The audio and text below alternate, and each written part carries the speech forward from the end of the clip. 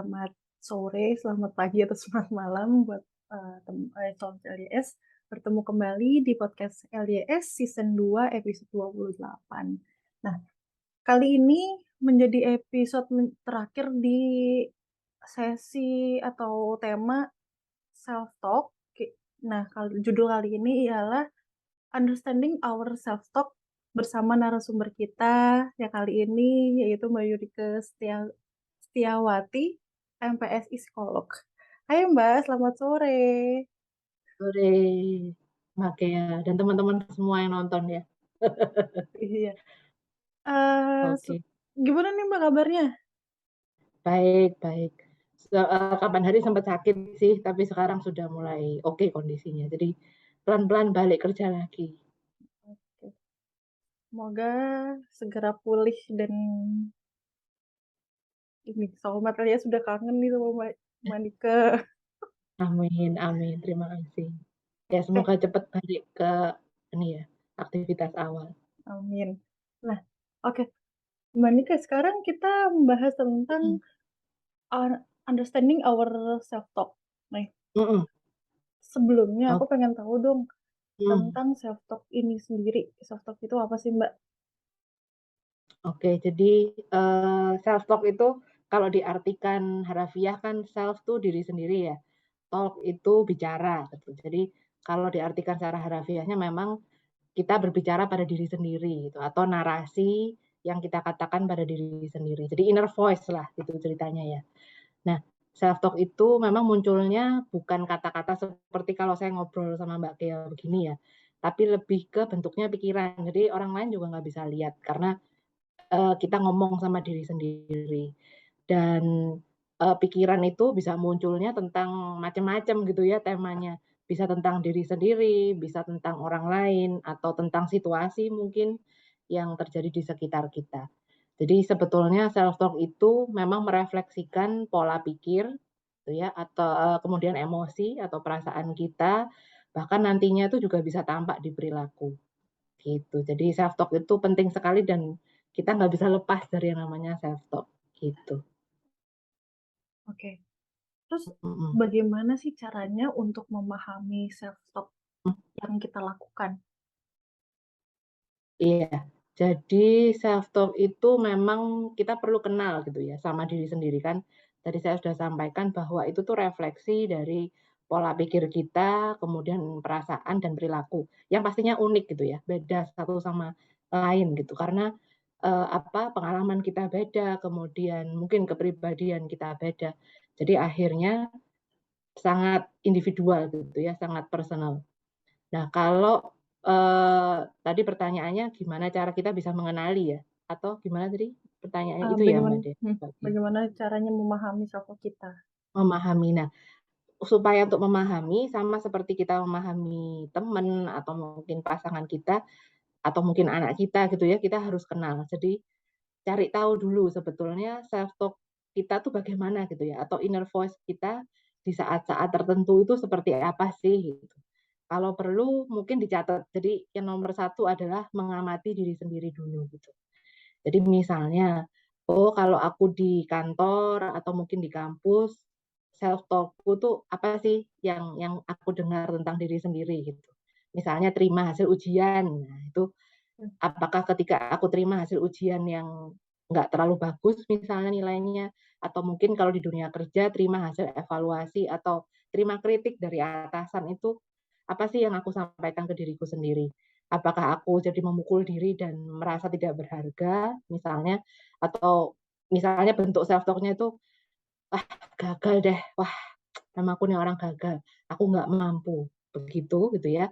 Atau, "Oke, kali ini aku memang gagal," gitu ya, diakui kegagalannya, diakui memang saat itu aku nggak bisa mencapai target atau mencapai nilai yang memuaskan, dan ayo kita semangat lagi untuk memperbaiki ini misalnya. Nah, itu kan self talk-nya beda banget ya, padahal situasinya mungkin antara orang satu dengan orang yang lain, untuk teman-teman di kelas itu atau pekerja di divisi itu sama gitu, dapat evaluasi, dapat kritik, dapat nilai yang nggak bagus misalnya.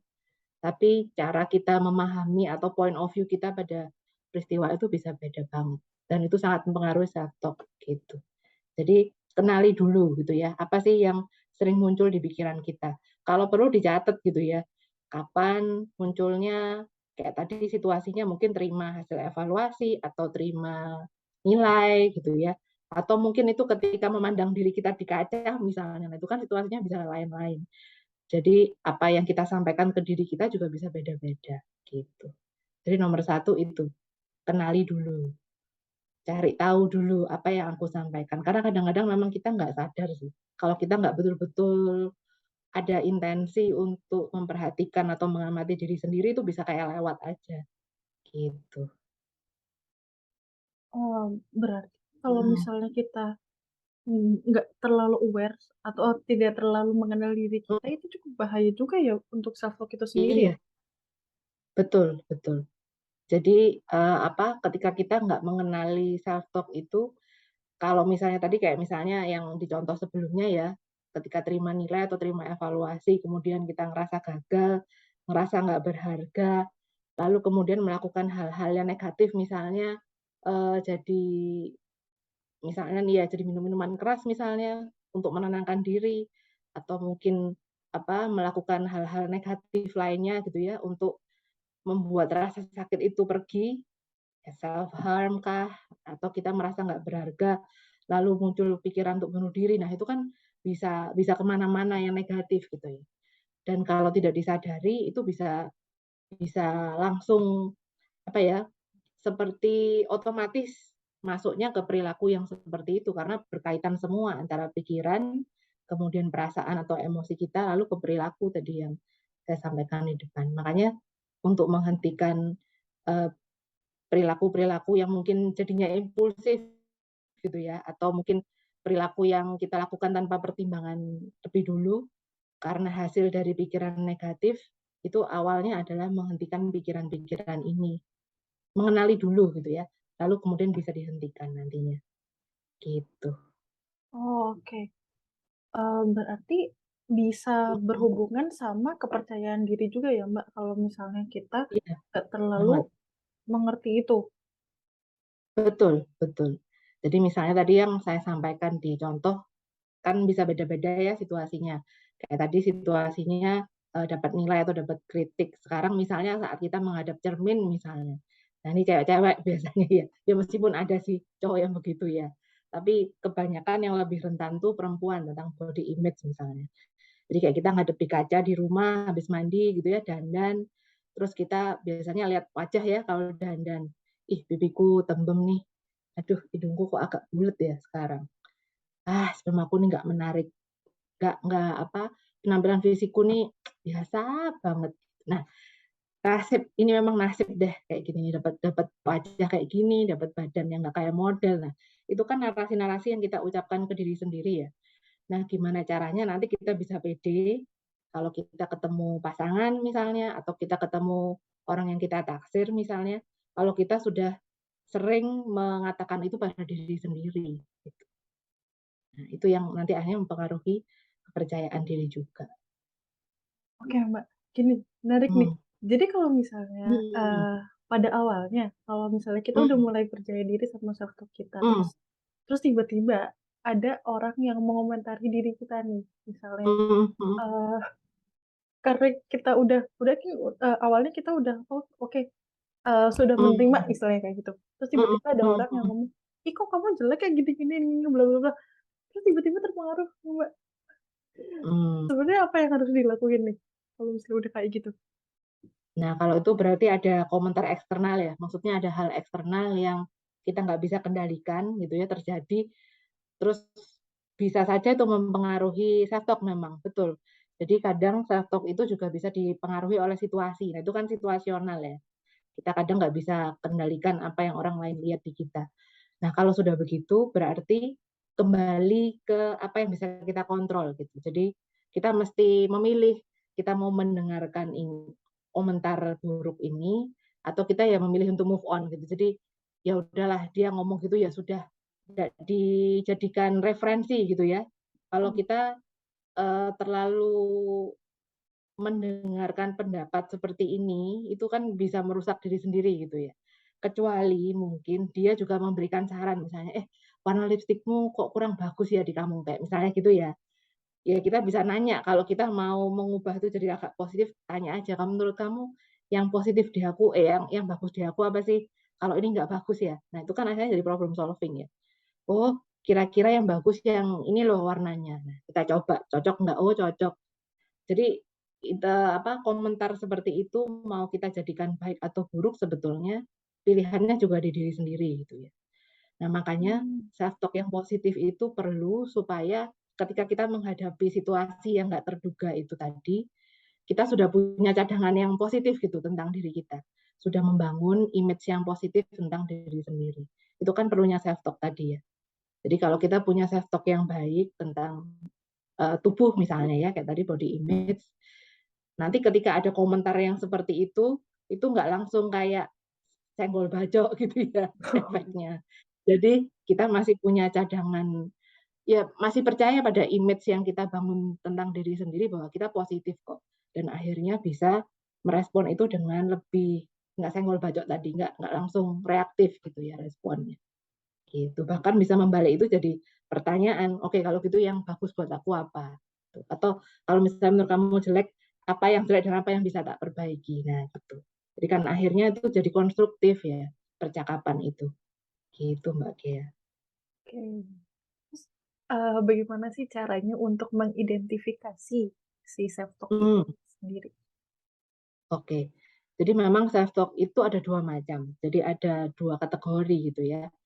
Tadi seperti di contoh-contoh saya ada yang positif gitu ya atau konstruktif, membangun, ada yang disfungsional. Nah, disfungsional ini yang, lebih ke destruktif, lebih jadi menghancurkan dalam tanda kutip gitu ya, menghancurkan kepercayaan diri, merasa tidak berdaya begitu. Jadi untuk membedakan ini memang kita tetap harus mengenali dulu gitu ya, yang kita sampaikan ke diri sendiri yang apa gitu. Terus saatnya kapan itu diucapkan. Misalnya kayak tadi situasinya apakah ketika di kantor menghadapi evaluasi atau di kampus mendapat nilai atau ketika kita, ngaca gitu ya. Nah, kemudian kita perlu cek inner voice ini nih menghambat kita atau mendukung kita untuk mencapai hal yang positif atau mencapai tujuan dan mendukung perkembangan diri sendiri gitu ya. Kayak tadi misalnya kalau kita jadi ngedown, ya emang jelek wes nasib memang. Nah, itu kan akhirnya membuat kita jadi merasa nggak berdaya mengubah, wah ini nasib. Terus gimana caranya mengubah apa yang sudah ada nempel di muka saya gitu misalnya.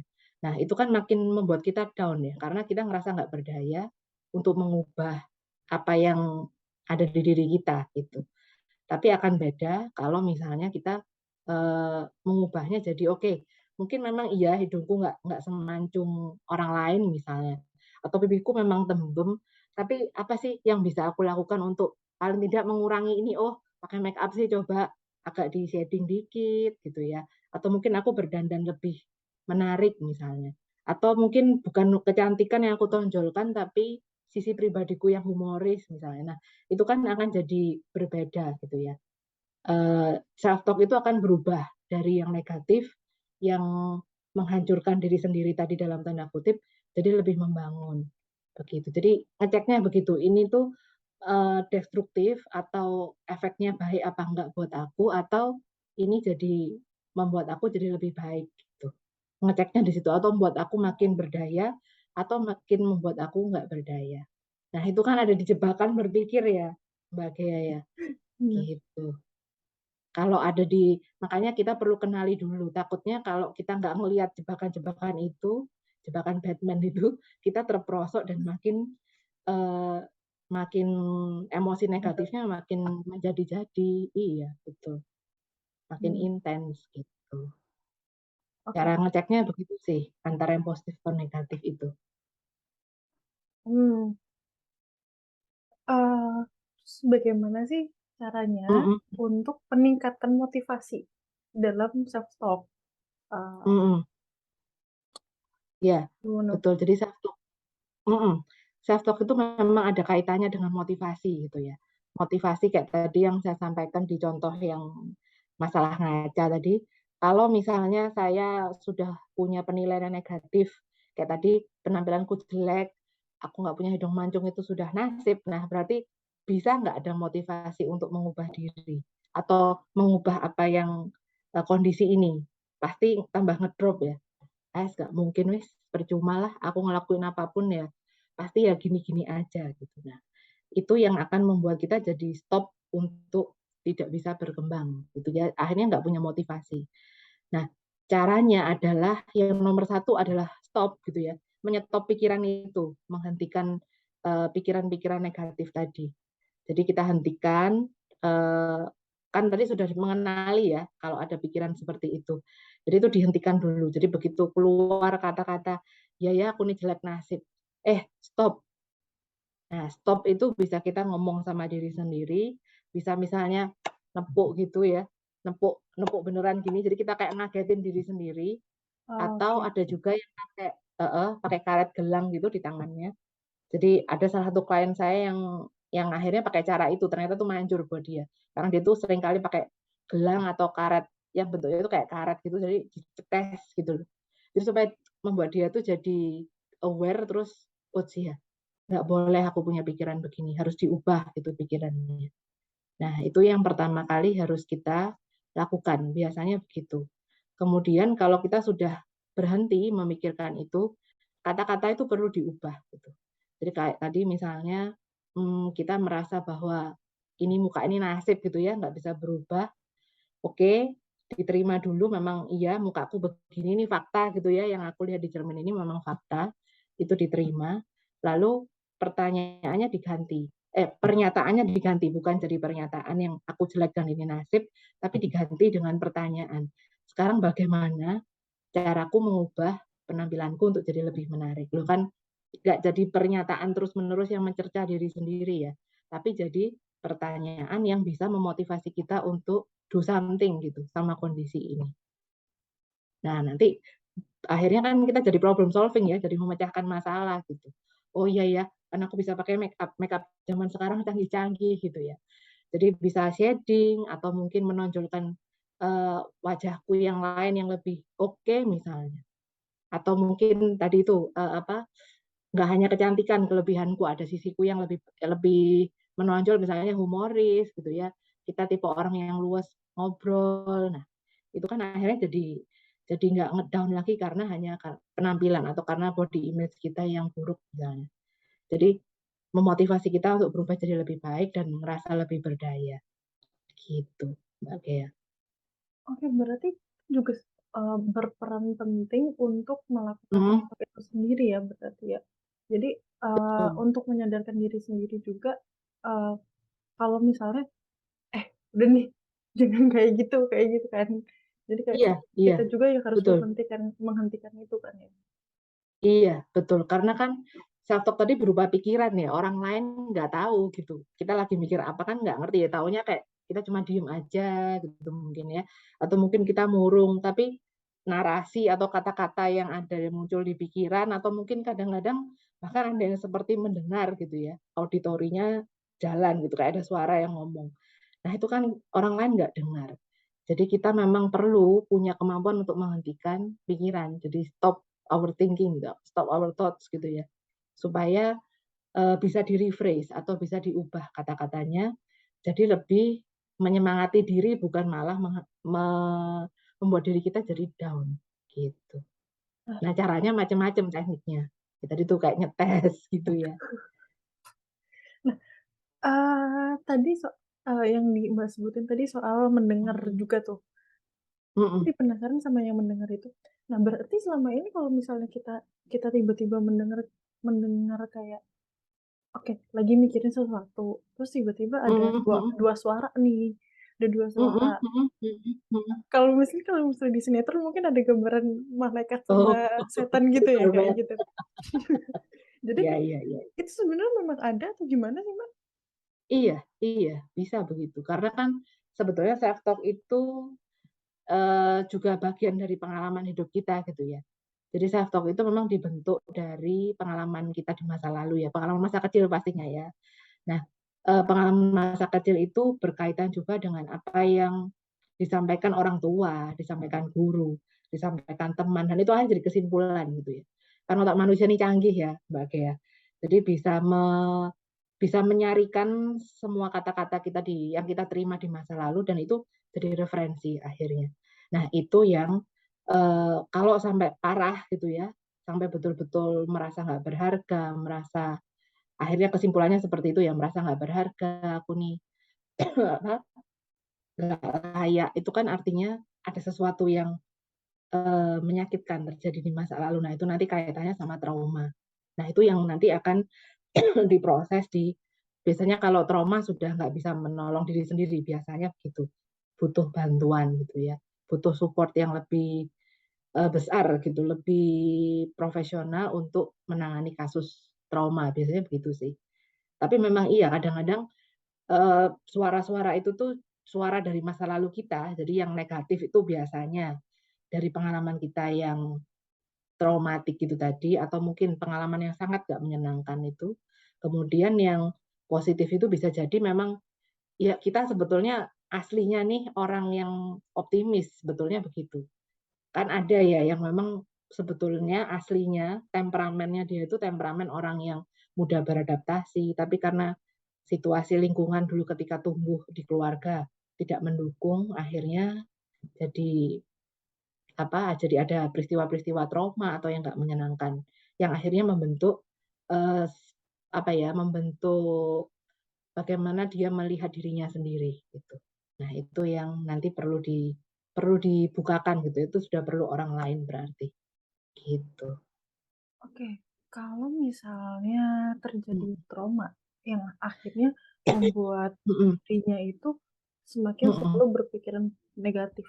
mm, Kalau mm. misalnya memang trauma itu belum sembuh, berarti selama itu dia akan terus-terusan Iya, apa, iya. negatif dong kalau gitu ya? Kemungkinan besar begitu, kemungkinan besar. Kecuali dalam perjalanan hidupnya dia misalnya bertemu dengan orang yang bisa support dia, orang yang bisa membuat dia membuka diri, lalu memproses penilaian-penilaian yang mungkin dia sudah terlanjur jadi negatif gitu ya di masa lalu dan dinetralkan kembali. Nah, baru dia bisa bisa mengubah penilaian dirinya lebih positif. Biasanya begitu. Makanya susah untuk dihandle sendiri kalau sudah trauma itu. Gitu, Mbak Oh, Gea. oke. Jadi kalau misalnya teman-teman di sini juga ngerasa aku tuh kepingin lepas dari ini tapi kok susah ya rasanya. Nah, itu mungkin bisa datang ke profesional atau mungkin ke konselor dulu juga bisa supaya bisa kayak kita ketemu cermin gitu. Oh, ternyata aku tuh kayak gini ya. Oh, ternyata tanpa disadari ini nih hasil dari masa laluku yang seperti ini. Nah, jadi pelan-pelan diurai gitu. Apa sih penyebabnya? Atau mungkin bahkan kita nggak sadar kalau itu berkali-kali terjadi di diri kita. Jadi kayak tadi misalnya lihat di cermin di rumah gitu ya. Ntar kita jalan-jalan di mall. Nah, di mall tuh kan sekarang mall modern banyak cermin tuh ya di mana-mana. Tiap kali kita lewat ngelirik, lah kata-kata itu keluar lagi. Nanti ke mobil, mobil tuh sekarang juga kilap-kilap gitu ya. Melihat bayangan kita sedikit, lah sudah jadi jelek lagi. Nah, kadang kita nggak sadar kalau pola itu berulang-ulang. Nah, dengan kita tuh ke konselor atau mungkin ke psikolog, nah itu disadarin, ternyata ini berulang-ulang loh kejadian di kamu. Berarti masalahmu memang misalnya di body image. Ada apa dengan ini?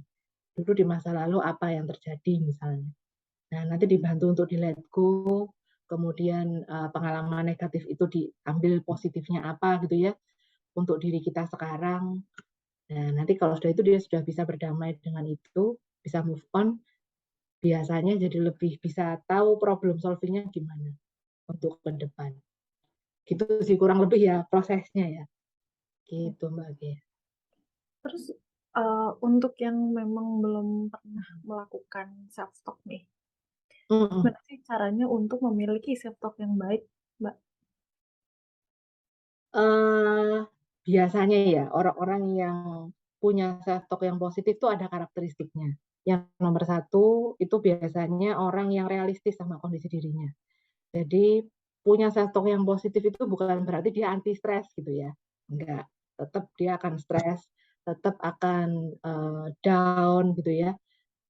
Bisa tetap ada potensi depresi. Jadi bukan berarti kalau kita punya self talk yang positif itu kayak anti semuanya negatif gitu enggak ya.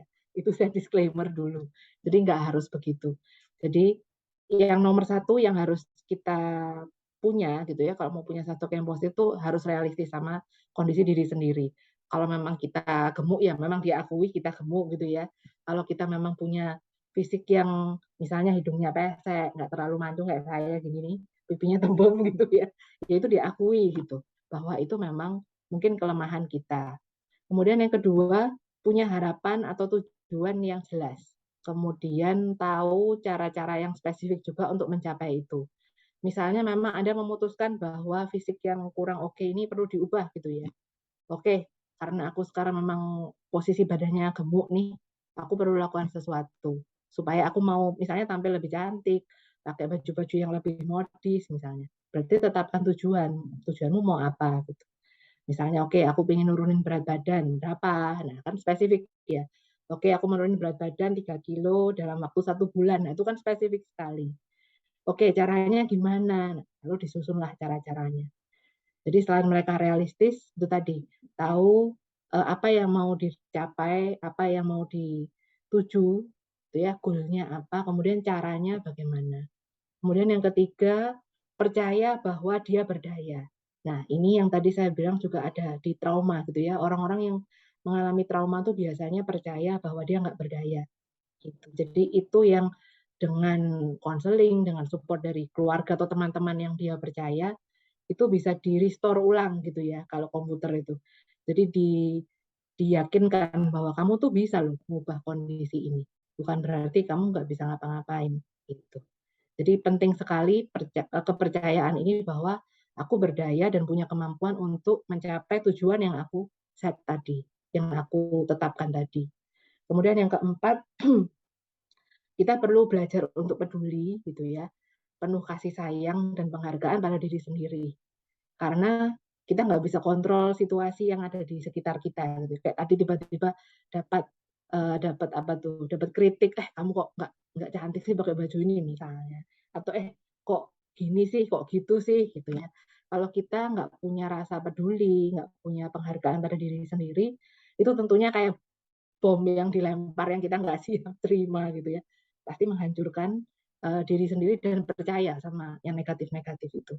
Padahal belum tentu orang yang ngomong negatif itu ke kita tuh memang tujuannya untuk mencerca misalnya, belum tentu juga.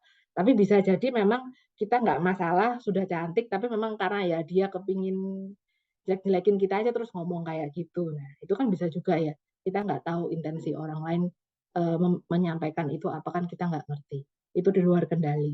Makanya yang perlu kita latih adalah itu tadi, peduli, kemudian penuh kasih dan menghargai apa yang kita punya gitu. Entah itu kelebihan atau kelemahan gitu ya. Dan jadi sahabat yang baik buat diri sendiri.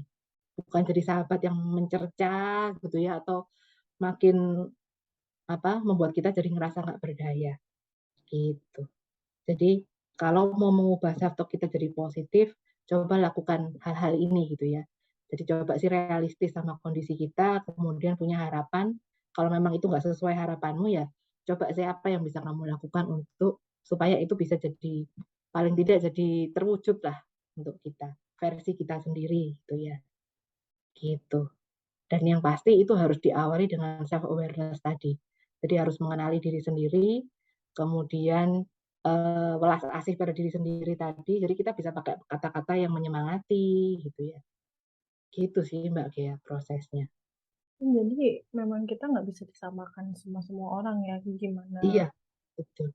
pandangan kita, terus apa yang terjadi pada diri Mm-mm. kita, itu juga akan berpengaruh terhadap self diri kita sendiri. Iya, Oke, betul, betul. terus bagaimana sih bisa Mm-mm. belajar untuk self love yang positif nih Mbak? Mm-mm. Ya tadi belajar yang nomor satu belajar mengenali diri sendiri dulu gitu ya. Apa sih yang yang kamu sampaikan di saat-saat tadi itu, saat-saat tertentu, kemudian yang jadi masalahnya apa, gitu. Itu harus dikenali dulu. Kemudian kalau sudah dikenali, dicatat, lalu kemudian kalau bisa diubah tadi, kayak eh, aku merasa nggak mampu nih menghadapi ini. Oke, berarti di rephrase atau diubah kata-katanya, Nah, bagaimana caranya supaya aku bisa menghadapi situasi ini misalnya. Nah, jadi kata-kata itu yang bisa mengubah kan hanya diri kita gitu ya. Nah, gimana caranya kita bisa mengubah kalau kita nggak kenal kata-katanya itu kata-kata apa yang kita sampaikan ke diri sendiri gitu. Jadi step pertama self awareness dulu. Amati diri sendiri dulu gitu ya. Kalau misalnya Anda merasa aku terbatas mengamati diri sendiri, coba minta bantuan teman yang kamu percaya atau minta bantuan keluarga yang dipercaya juga boleh. Jadi supaya mereka bisa membantu uh, untuk ngobrol gitu ya. Biasanya kalau ngobrol kan kita juga jadi, oh iya ya ternyata aku juga kayak gini orangnya gitu.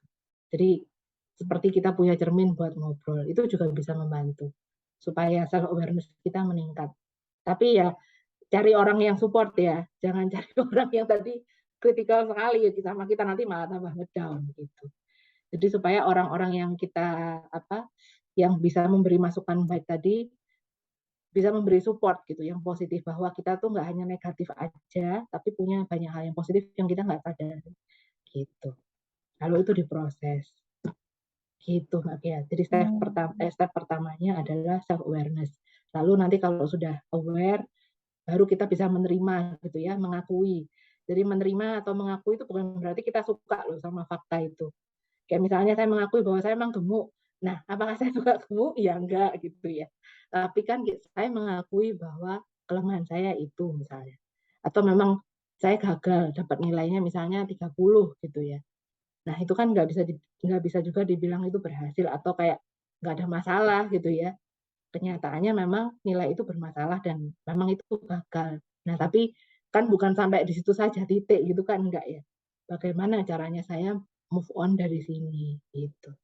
Jadi ditambah dengan pertanyaan di belakangnya gitu.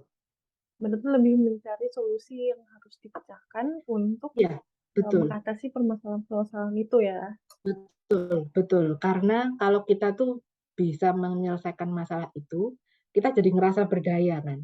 Nah, berdaya ini loh yang penting untuk mengubah self talk yang negatif-negatif tadi jadi lebih positif dan makin satu. Jadi kan self talk itu berbagai macam ya. Ada self talk soal body image, ada self talk soal kemampuan gitu ya. Ada self talk lagi soal bagaimana kita berrelasi dengan orang lain, tentang trust issue. Nah, itu macam-macam gitu ya. Tergantung pengalaman kita bagaimana dan saat itu kita sedang menghadapi apa. Nah, tapi kalau kita tuh punya penilaian yang positif sama diri sendiri, itu tuh jadi lebih mudah gitu memperbaikinya. Gitu Mbak Bea. Oke. Aku Mhm. minta closing statement dong untuk Soulmate LYS Mhm. tentang judul kali ini. Oke.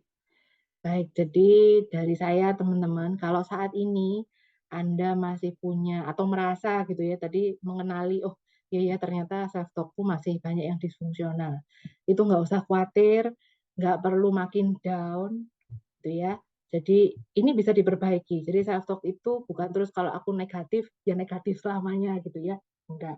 Jadi bisa diperbaiki, bisa dibuat jadi lebih baik, asalkan Anda mau menghadapi diri sendiri dengan awareness tadi ya. Jadi mau untuk masuk ke diri sendiri dan mengenali sebetulnya self talk yang negatif apa gitu. Dan nanti itu akan jadi langkah awal Anda untuk sembuh gitu ya atau move on dari self talk yang negatif tadi. Dan kalau misalnya memang sudah kewalahan menghadapi kondisi ini, Anda selalu bisa datang ke profesional gitu ya atau ke konselor di komunitas-komunitas gitu ya, termasuk salah satunya LYS juga ada konselor yang akan membantu Anda untuk jadi cermin gitu sebetulnya problemku ada di mana. Nah, semoga dengan itu Anda jadi lebih ngerasa berdaya, kemudian mampu move on dari kondisi yang mungkin sudah membuat Anda kewalahan itu. Gitu dari saya, Mbak Dea. Oke, sedikit aku simpulkan dari pembicaraan kita kali ini, yaitu self talk itu sangat berpengaruh terhadap semua apa yang terjadi dalam diri kita. Kita Hmm, mempunyai kendali penuh untuk terus memperbaiki self talk itu dengan betul, dengan hal-hal yang positif ya. Terus betul. jika memang ada trauma yang memang belum terselesaikan, mungkin kita harus mengenali itu terlebih dahulu agar si Mhm. self talk itu bisa menjadi positif, ya. Iya, Bet betul betul Oke. betul, keren poin. Terima kasih untuk Manike udah Sama-sama Mbak mau Dea, berbagi dengan Soulmate LDS sama-sama. nih. Oke, sip. Terima kasih juga untuk Soulmate LDS yang sudah menonton podcast kali ini. Soulmate LDS juga bisa mendengarkan podcast ini di Spotify, Love Yourself Indonesia, dan jangan lupa untuk terus mengikuti Instagram Love Yourself Indonesia. Di sana ada berbagai konten-konten yang mungkin dibutuhkan oleh Soulmate LDS. Oke. Sampai jumpa di podcast selanjutnya, dan terima kasih Oke, sekali lagi buat Manika ya. Sehat-sehat terus. bye-bye. Ya, sama-sama Mbak Dea, saya juga. Bye-bye semuanya.